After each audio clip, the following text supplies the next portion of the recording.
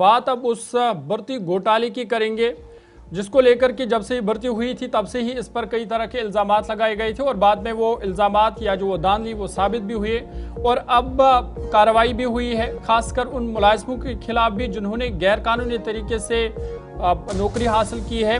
और 103 फायरमैन मुलाजमीन को नौकरियों से बरतरफ किया गया है, क्योंकि फायर एंड इमरजेंसी सर्विस 2020 भर्ती घोटाला जो है वो मुकम्मल तौर पर बेनकाब हुआ है।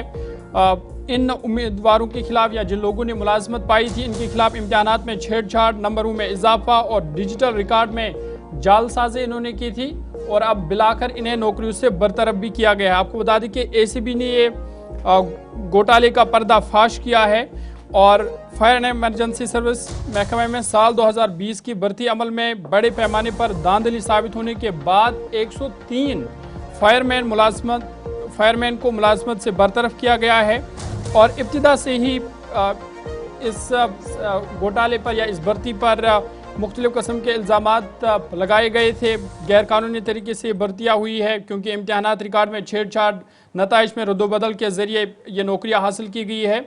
और अब एसीबी ने ये मामला सामने लाया है और जम्मू कश्मीर की तहक़ीक़ात के बाद अमल में लाई गई इंक्वायरी कमेटी को दिसंबर 2022 में फायरमैन और फायरमैन ड्राइवर्स की भर्ती में बेज़ाब्तगियों की जांच के लिए इसे तश्कील दिया गया था।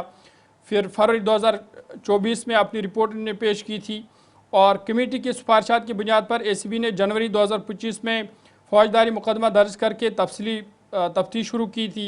और तहकीकात में इंकशाफ हुआ है कि OMR जवाबी पर्चों में छेड़छाड़, स्कैन शुदा इम्तिहानी रिकॉर्ड की जालसाजी, मेरिट लिस्ट और डिजिटल डाटा में रद्दोबदल किया गया है, जिसके बाद अब 103 मुलाजमीन को नौकरियों से बरतरफ किया गया है।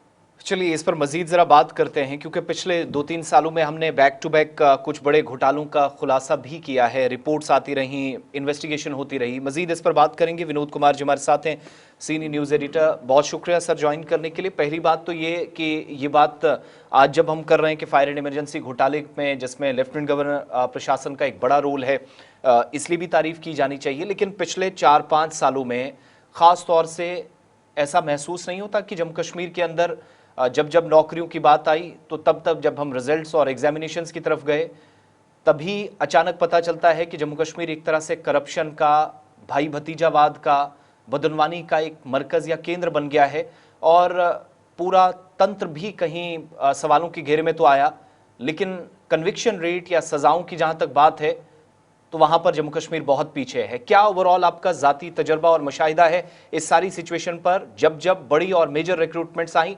तब करप्शन खुलकर सामने आई? बिल्कुल आसिफ, आपने ठीक कहा कि अगर ओवरऑल देखा जाए तो ऐसा लगता है कि नेपोटिज्म, करप्शन लगातार पीक्स पर है और एंटी करप्शन ब्यूरो जो इन्वेस्टिगेट कर रहे हैं हर मामले को, उसमें कम से कम कुछ रडार में अबाउट 80 to 90 ऑफिसर्स है जो हेल्म ऑफ द अफेयर पर बैठे हुए हैं। लेकिन आपने ठीक कहा, लेकिन एक सिक्के के दो पहलू होते हैं आसिफ जी। इससे पहले भी रिक्रूटमेंट हुई है, लेकिन वो रिक्रूटमेंट बड़ा स्मूथली हुआ करती थी जब पॉपुलर गवर्नमेंट हुआ करती थी। लेकिन इस बार अगर रिक्रूटमेंट में धांधलियां पकड़ी जा रही हैं तो इसको हम पॉजिटिव वे में भी देख सकते हैं। लेकिन ये जो 103 लोगों पर गाज गिरी है, ये तो बिल्कुल, ये तब से मैं कवर कर रहा हूँ जब रिजल्ट, मेरे ख्याल में अक्टूबर 2020 को इसका रिजल्ट निकला था, तब से लोगों ने इसका विरोध शुरू कर दिया था। बिल्कुल। जो एस्पिरेंट थे मेरे पास, हमारे पास आते थे, उनको हम कवर करते थे, वो बताते थे कि इसके 11 नंबर थे, उसको 90 नंबर दे दिए और एक ही जिले से पता नहीं कितने कितने लोगों को रिक्रूट कर दिया है। तो कहीं ना कहीं जब सब इंस्पेक्टर की भर्ती हुई तो आसिफ आप भी उसको चश्मदीद थे कि किस तरीके से एक ब्लैकलिस्टेड कंपनी को ही आपने एग्जाम कंडक्ट कराने के लिए दिया। FA जो असिस्टेंट थे, फाइनेंस असिस्टेंट थे, उनकी भी भर्ती में ऐसा ही हुआ। बैंक की जब लिस्ट निकली जम्मू कश्मीर बैंक की, तब भी हो हल्ला हुआ। यानी हर एक रिक्रूटमेंट में 2018 के बाद से क्वेश्चन उठ रहे हैं। इसका जवाब जो है, जो यानी अकाउंटेबल होना चाहिए, सरकार को जवाब देना भी चाहिए। और मुझे लगता है एंटी करप्शन जो कर रही है उसको मुकाम तक पहुंचाना चाहिए, ताकि जो ट्रस्ट डिफिसिट हुआ है यूथ में सरकार को लेकर के, वो दोबारा से बहाल होना चाहिए। इस तरह के जब हालात बने हैं, ब्यूरोक्रेटिक सेटअप को जब हम पॉलिटिकल लीडरशिप से बात करते हैं तो वो डायरेक्टली इन्हें जिम्मेदार ठहरा देते हैं, जबकि गलतियां माजी में भी हुई काफ़ी ज़्यादा। क्या असल में वजह समझ आती है? बात यहां तक क्यों पहुंचती है कि आज एक OMR शीट जो उतना ज्यादा प्रोसेस नहीं समझा जाता था, लेकिन वहां पर भी छेड़छाड़ हो रही है, प्लस जो शायद एक नेगेटिव और बहुत खतरनाक पॉइंट जो हमारे नोटिस में कल के इस ऑर्डर से भी सामने आया कि ये तो वो लोग हैं जिनको हटाया गया, जिन लोगों ने ये मिलकर करवाया, जो तंत्र के अंदर, सिस्टम के अंदर बैठे हैं, उनका क्या क्या कोई गिरफ्तारी भी ऑन कार्ड्स है, या फिर सिर्फ बात खत्म हो गई कि 103 लोगों 106 लोगों को हटा दिया गया? देखिए, अभी तक तो ऐसे ही है कि जो 106 लोग थे, 3 पहले से हो गए, 103 अब हैं, 106 टोटल लोगों को हटा दिया गया है। बात यहां तक सीमित नहीं रहनी चाहिए आसिफ, बात वहां तक पहुंचनी चाहिए कि चोर के घर तक पहुंचना चाहिए। आखिर कौन लोग थे जो इस तरीके से मैनेज कर रहे हैं? कुछ टाउट्स होंगे और कुछ ब्यूरोक्रेट्स होंगे जो इस वक्त वहां फायर एंड इमरजेंसी सर्विसेज के बीच में काम कर रहे होंगे, या फिर जहाँ सेक्रेटरीट में काम कर रहे होंगे। उनके पास कुछ दायरे इख्तियार होगा जिन्होंने इस तरीके से, यानी जो कैपेबल ही नहीं है, जो कट ऑफ रखा गया था उससे भी कम मार्क्स लेकर के आप उनको सरकारी नौकरी दिलवा रहे हो, तो ऐसे कौन सी ब्लैक शिप्स हैं?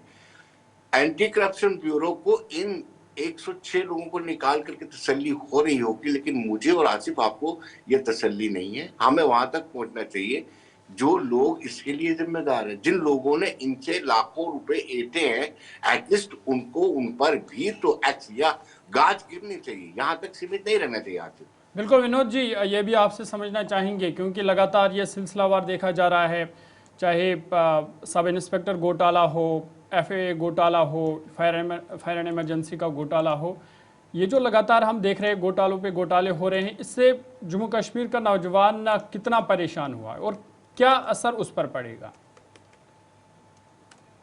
देखिए, जो पढ़ लिख करके जाता है, रातों की नींद हराम करता है, तो उस पर, सिस्टम पर से उसका जो ट्रस्ट जो है ना उठ जाता है। ये सबसे बड़ी बात होती है जब एक यूथ का पढ़े लिखे यूथ का, जो अपने माँ बाप की मतलब इतना पैसा खर्च करके उनके माँ बाप पढ़ाई कराते हैं उसको, और फिर वो अपनी मेहनत करता है, फिजिकल एक्सरसाइज करता है या रिटन टेस्ट क्वालिफाई करता है, और उसके बाद वो देखता है कि मेरे से कम कैपेबल वाला बंदा, कैलिबर वाला बंदा उसकी जगह पर आ जाता है, तो आप उस यूथ की जगह होते तो आप कैसे सोचते? कितना ट्रस्ट ब्रीच होता है, कितना विश्वास खत्म हो जाता है सिस्टम पर। ऐसा ही लोगों का विश्वास खत्म हुआ जब 106 ऐसे लोग जिनका कटअप भी नहीं था, जो कटअप रखा गया था उससे कम मार्क्स थे, और बार बार चिल्ला भी रहे थे। इवन वो बीजेपी हेडक्वार्टर के बाहर आकर के सारे लोग चिल्लाते रहे हैं। लेकिन आज थोड़ा बहुत जस्टिस मिला है, लेकिन मैं इस जस्टिस से पूरी तरह इत्तेफाक नहीं रखता हूं। जो लोग इसके लिए रिस्पॉन्सिबल है, ऑफिसर्स हैं, जो भी हैं, जो टाउट्स हैं, उनके गिरबान पर भी हाथ एंटी करप्शन ब्यूरो का। बिल्कुल, हमें इस साल भी याद है कुछ लोगों के नाम, उस वक्त भी साउथ कश्मीर से लेकर जम्मू प्रोविंस तक का। एक आखिरी चीज मैं आपसे जानना चाहूंगा, एजेंसी ने 2020 में जिम्मेदारी संभाली, काम किया, और कई जगहों पर इस तरह के नेटवर्क्स को बेनकाब किया गया जो सिस्टम के अंदर बैठकर गड़बड़ी कर रहे थे। लेकिन सिविल गवर्नमेंट का या LG एडमिनिस्ट्रेशन का इसमें क्या रोल है? हमने तो इन्वेस्टिगेशन तभी देखी जब शोर शराबा हुआ, हंगामा हुआ, एग्जाम्स हो गए, रिजल्ट्स पर पहुंचे, उसके बाद जाकर एजेंसी ने अपना काम किया। लेकिन अगर इसमें ये तो पॉजिटिव है कि ठीक है, सजाएं मिलना शुरू होंगी या फिर कार्रवाई हो रही है, इंसाफ हो रहा है थोड़ा बहुत, लेकिन जहां तक बात है कि गवर्नमेंट ने अपने लेवल पर क्या किया, पहले राजभवन पर ज्यादा जिम्मेदारियां थी जो अब लोक भवन कहलाएगा, प्लस उमर अब्दुल्ला सरकार, कि वो इस नेक्सस को ब्रेक करें, इकदामात काफी हैं? नहीं, मुझे लगता है आप भी संतुष्ट नहीं है, मैं भी संतुष्ट नहीं हूँ। मुझे लगता है कि थारो इन्वेस्टिगेशन होनी चाहिए। मैंने शुरुआत में ये कहा था आसिफ कि सिक्के के दो पहलू हैं। पहले जब भी भर्तियां होती थी स्मूथली हो जाता था, निकल जाता था, कोई ह्यू एंड क्राई नहीं होता था। अब ह्यू एंड क्राई हो रहा है, इसको पॉजिटिव लिया जाए या नेगेटिव लिया जाए, हमारे मानसिकता पर डिपेंड करता है। लेकिन अभी तक जो हुआ है उससे मैं संतुष्ट नहीं हूँ, चाहे वो LG एडमिनिस्ट्रेशन हो या फिर राज्यपाल का हो या फिर जो पॉपुलर गवर्नमेंट है, इनके टेंडर में जो जो हुआ है या आगे होने जा रहा है, ऐसी शक्ति होनी चाहिए कि जो भी करप्शन करे, भाई भतीजावाद करे, उसके खिलाफ सख्त से सख्त कार्रवाई होनी चाहिए। एक मैसेज जाना चाहिए उस यूथ के तरफ, मैसेज जाना चाहिए जिसका ट्रस्ट उठ गया, जिसका विश्वास उठ गया सिस्टम से। उस सिस्टम पर विश्वास बहाली के लिए मुझे जरूर लगता है कि एंटी करप्शन ब्यूरो हो या बाकी दीगर एजेंसीज हो, उनको सख्ती से काम करना चाहिए। और जो जो इसके लिए रिस्पॉन्सिबल है, जब उनको पनिश नहीं किया जाएगा तो यूथ का ट्रस्ट नहीं बन पाएगा सिस्टम के प्रति। बहुत बहुत शुक्रिया। विनोद कुमार जी हमारे साथ थे, सीनियर न्यूज़ एडिटर, बता रहे थे कि जम्मू कश्मीर के अंदर ये जो सूरत हाल है इसकी वजूहात और यहाँ से आगे मुस्तकबिल करीब में क्या होगा। नौकरी घोटालों का एक तरह से मरकज़ जम्मू कश्मीर में इसलिए हम कह रहे हैं कि पिछले 3-4 सालों में हमने मेजर रिक्रूटमेंट स्कैम्स न सिर्फ सुने, देखे, प्रोटेस्ट तक बात पहुंची और अथॉरिटीज़ ने अपने लेवल पर काम भी शुरू किया, लेकिन कुछ में इस तरीके से बात बनी जो कल का एक ऑर्डर आपके सामने आया, 106 किलो करीब लोगों की जो नौकरियां थी वो ख़त्म की गई, जिनने गड़बड़ी की थी या आप कह सकते हैं गैर कानूनी अपॉइंटमेंट्स थी जो खुद इस ऑर्डर में लिखा गया है। प्लस मुश्किलात इससे आगे ये भी कि उन लोगों को जिन्होंने मैनेज किया इन 106-7 लोगों के साथ मिलकर इस सारे सिस्टम को, क्या उनको सजाएं मिलेंगी या नहीं।